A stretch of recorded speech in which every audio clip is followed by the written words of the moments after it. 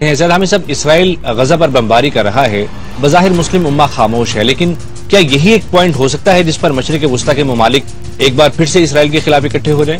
देखिए, ये बात हम आपको बताएं कि जैसे हमने कहा कि जब मशरिक़ वुस्ता में उन्होंने इसराइल ने यह देखा कि हम इराक और शाम में जिंदा लोगों के कलेजे चबा रहे हैं और पूरी मुस्लिम दुनिया खामोश बैठी हुई है, तो यह वक्त तो इसराइल के लिए आइडियल था कि उसने बहाना बनाकर पूरे फलस्तीन पर इस वक्त गजा के ऊपर इस तरह बमबारी शुरू कर दी है कि अस्तगफिरुल्लाह अज़ीम। आप सोचिए कि घनी गुंजान आबादी के ऊपर F-16 बॉम्बिंग करते हुए जा रहे हैं, पूरी दुनिया खामोश है। BBC ये कह रही है कि फलस्तीनी इसराइल पर हमला कर रहे हैं और इसराइल अपने दिफा में कार्रवाई कर रहा है। इस तरह का प्रोपेगेंडा हो रहा है। यहां पर हम बड़ी सख्त और साफ बात करना चाहेंगे, खासतौर पर तुर्की के मुसलमानों से, तुर्की के हुक्मरानों से, ईरान के हुक्मरानों से और पाकिस्तान के हुक्मरानों से। देखो, यह मुमकिन नहीं है कि इसराइल इन 3 मुसलमान मुल्कों के खिलाफ खड़ा हो सके। इसराइल तो एक मुसलमान मुल्क के खिलाफ भी नहीं खड़ा हो सकता, ना तुर्की के खिलाफ खड़ा हो सकता है, ना ईरान के खिलाफ, ना पाकिस्तान के खिलाफ। और यह वक्त है कि हम इसराइल को धमकाएं।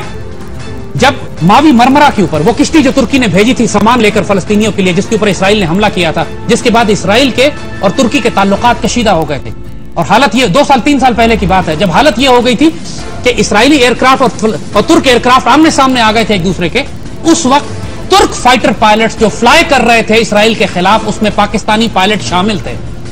ये बात दुनिया को नहीं मालूम है। पाकिस्तान एयरफोर्स उस वक्त फ्लाई कर रही थी तुर्कों के साथ इसराइल के खिलाफ, और अगर जंग होती तो हम शामिल होते। ये अब करने की जरूरत है। इस वक्त थोड़ी सी गैरत खुदा के वास्ते दिखाओ कि पाकिस्तान एयरफोर्स और टर्क एयरफोर्स मिलकर बॉम्बिंग करके आए इसराइल के ऊपर, एक देखे फिर क्या होता है। उसको धमकी दे। बेगैरत और बुज़दिल हैं वो यहूदी, वो सिर्फ बच्चों और औरतों पर बॉम्बिंग कर सकते हैं। पाकिस्तान की सिर्फ मौजूदगी एक थ्रेट काफी है हमारा कि हम तल अवीव पे 2 बम मारेंगे जाके, तुम्हारा दिमाग टेक कर देंगे अगर तुमने ये बमबारी फलस्तीनियों पे ना रोकी तो। लेकिन पाकिस्तान तो अपनी जंग में मुब्तला है, ऐसी बात पराई जंग में क्यों जाएगा? बात ये पराई नहीं है जंग, ये हमारी जंग है।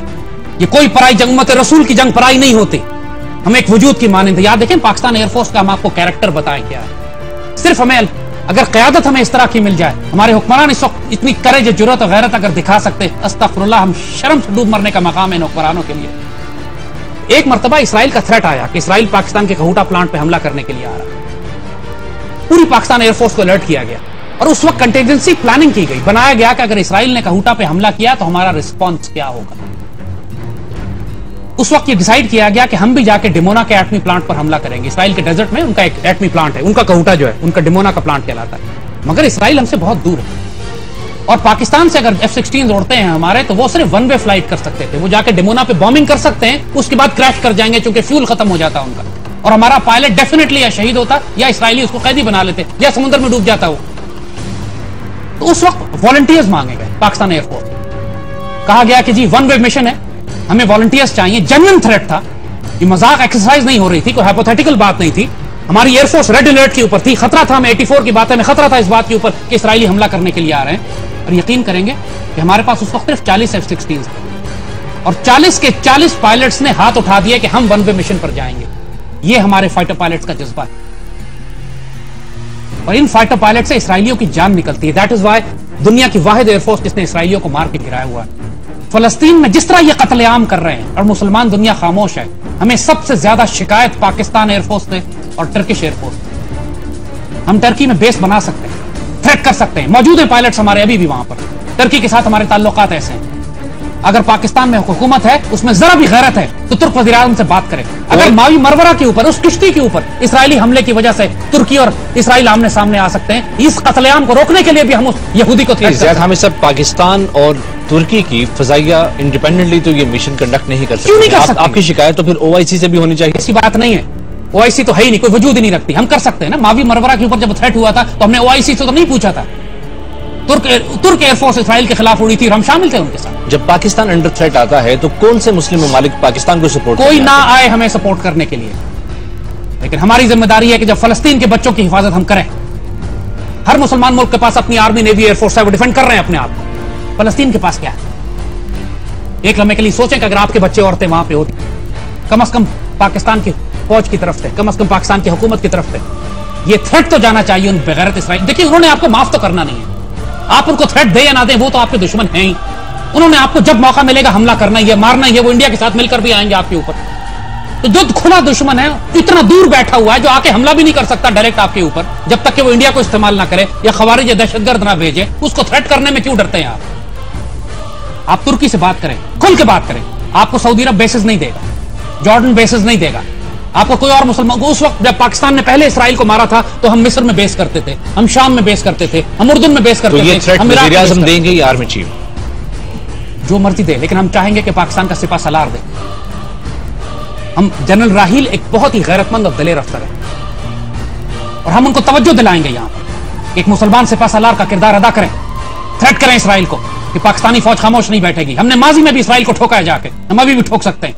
हमें कायदे आजम ने जब 500 सिपाही इंडियन आर्मी के भेजे थे मुसलमान दस्ते इंडोनेशिया में लड़ने के लिए जंग आजादी में, आज इंडोनेशिया में द 500 पाकिस्तानी सोल्जर्स का तारीफ पढ़ाई जाती है उनके स्कूलों में। उस वक्त पाकिस्तान भी नहीं बना था और कायदे आजम ने इंडियन आर्मी के 500 जवान भेजे थे इंडोनेशिया की जंग आजादी के लिए। कायदे आजम ने फलस्तीन की आजादी के लिए उस वक्त इंग्लैंड को थ्रेट किया था कि हम पूरी मुसलमान दुनिया में आग लगा देंगे अगर इसराइल बनाया गया तो।